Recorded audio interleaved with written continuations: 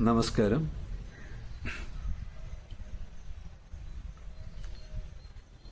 ഈ നിമിഷത്തിന്റെ മനോഹരിതയില്, അതിന്റെ സുഗന്ധത്തില്, ഒരു കൊച്ചു കുഞ്ഞിന്റെ നിഷ്കളങ്കതയോടെ, ലാളിത്യത്തോടെ ജീവിക്കാൻ തുടങ്ങുമ്പോഴാണ് ജീവിതത്തിന്റെ മാധുര്യം അനുഭവിക്കാൻ കഴിയുന്നത്.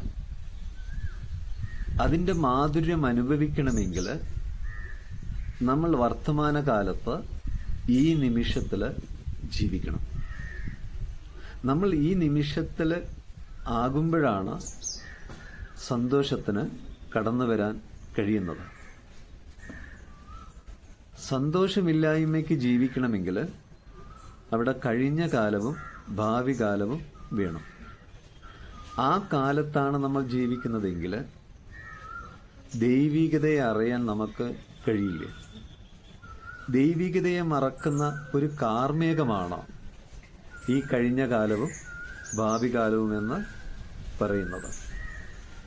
ഇനി നമ്മൾ പ്രശ്നങ്ങളെക്കുറിച്ച് ശ്രദ്ധിച്ചാൽ, ആ പ്രശ്നങ്ങൾ എന്ന് പറയുന്നത് നമ്മുടെ മനസ്സുമായിട്ട് ബന്ധപ്പെട്ടതാണ്. പ്രശ്നങ്ങൾക്ക് ജീവിക്കണമെങ്കിൽ അവിടെ കഴിഞ്ഞ കാലവും ഭാവി കാലവും വേണം. വർത്തമാനകാലത്ത് പ്രശ്നങ്ങൾക്ക് ജീവിക്കാൻ സാധിക്കില്ല. നമ്മളോട് ചോദിക്കുകയാണ്, ഈ നിമിഷം നിങ്ങൾക്ക് എന്തെങ്കിലും ആവശ്യമുണ്ടോ? അപ്പം നമ്മൾ ആലോചിച്ച് ഉത്തരം പറയുമ്പോൾ അത് തൊട്ടടുത്ത നിമിഷത്തിന്റെ ആവശ്യങ്ങളാണ്. ഈ തൊട്ടടുത്ത നിമിഷം എന്ന് പറയുന്നത് നമ്മുടെ മുന്നിലില്ല. ആ നിമിഷം എന്ന് പറയുന്നത് അത് ഭാവിയുമായിട്ട് ബന്ധപ്പെട്ടതാണ്. ഈ നിമിഷത്തിന്റെ എല്ലാ ആവശ്യങ്ങളും നിറവേറ്റാൻ എല്ലാം നമ്മുടെ മുന്നിൽ ഉണ്ട്.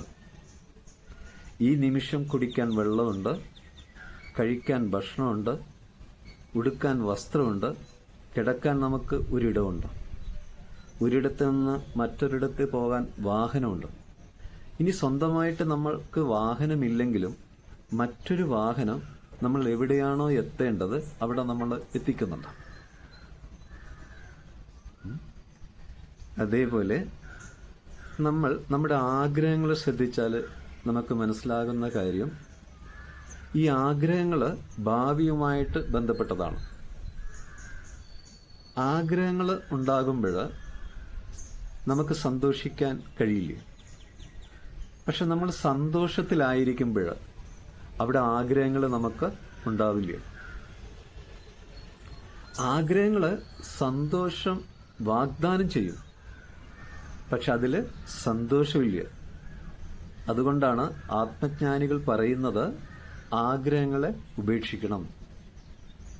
ബുദ്ധൻ പറയുന്നത് മനുഷ്യന്റെ എല്ലാ സങ്കടങ്ങളുടെയും ദുരിതങ്ങളുടെയും കാരണം ആഗ്രഹമാണ്.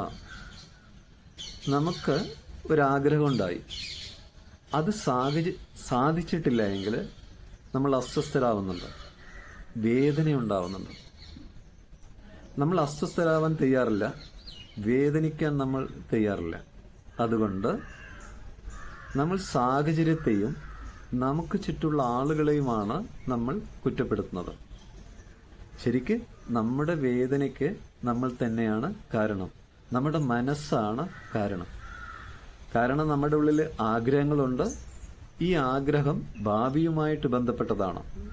ഇത് മനസ്സിലാക്കിയിട്ട് പെട്ടെന്ന് നമ്മൾ വർത്തമാനകാലത്തേക്ക്, ഈ നിമിഷത്തിലേക്ക് നമ്മുടെ മനസ്സിനെ കൊണ്ടുവരണം.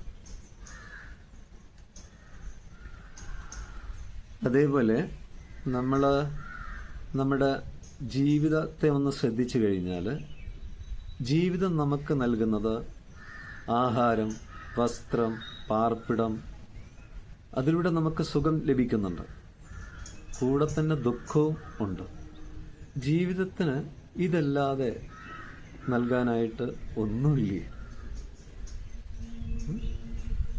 അപ്പൊ പൂർണ്ണമായിട്ട് നമ്മൾ ആ വർത്തമാനകാലത്ത് പ്രാധാന്യം കൊടുത്ത്, ഈ നിമിഷത്തിൽ പ്രാധാന്യം കൊടുത്തിട്ട് ജീവിക്കണം. ഒരിക്കല് ഗുരു ഒരു ചെറിയ സദസ്സിന് മുന്നിൽ ഇരിക്കുകയായിരുന്നു. അപ്പോഴൊരാൾ പറഞ്ഞു, ഞാൻ കഴിഞ്ഞ കാലത്ത് കുറേ തെറ്റുകൾ ചെയ്തിട്ടുണ്ട്, ഒരാൾ പറഞ്ഞു, ഞാൻ ഭാവിയെക്കുറിച്ച് ചിന്തിക്കുന്നുണ്ട്. ഉത്കണ്ഠയും ഭയവും എൻ്റെ ഉള്ളിൽ ഉണ്ട്. അതെന്നെ സമാധാനക്കേടിലേക്ക് കൊണ്ടുപോകുന്നുണ്ട്. ഗുരു ചോദിച്ചു, ഇപ്പോൾ നിങ്ങൾ എവിടെയാണ്? അവർ പറഞ്ഞു, ഞങ്ങൾ ഇവിടെയാണ്. ഗുരു പറഞ്ഞു, ഇവിടെ നിങ്ങളുടെ ശരീരമുണ്ട്, മനസ്സ് ഇല്ലേ. മനസ്സ് കഴിഞ്ഞ കാലത്തും ഭാവി കാലത്തുമാണ്. അതാണ് നിങ്ങൾക്ക് സമാധാനക്കേട് ഉണ്ടാക്കുന്നത്. മനസ്സിനെ ഈ നിമിഷത്തിലേക്ക് കൊണ്ടുവരുമ്പോൾ അവിടെ നിങ്ങൾക്ക് സമാധാനം ഉണ്ട്. അതേപോലെ ചില സാഹചര്യങ്ങൾ, ചില അവസ്ഥകൾ നമ്മുടെ ജീവിതത്തിൽ ഉണ്ടാവും. അത് സ്ഥായിയായിട്ട് സ്ഥിരമായിട്ട് നമ്മുടെ കൂടെ ഇല്ല. അത് കുറച്ച് സമയം വരും, പിന്നെ കുറച്ച് സമയം പോകും, വേറൊരു സമയം വീണ്ടും വരും, പോകും. ഇങ്ങനെയാണ്. എപ്പോഴ് നമ്മൾ ഒരു തടാകത്തിൻ്റെ അടുത്ത് നിൽക്കുകയാണ്. ആ തടാകത്തിൻ്റെ മനോഹരിത നമ്മൾ ആസ്വദിക്കുകയാണ്. ആ സമയത്ത് ശക്തമായ കാറ്റും മഴയും വരുന്നു.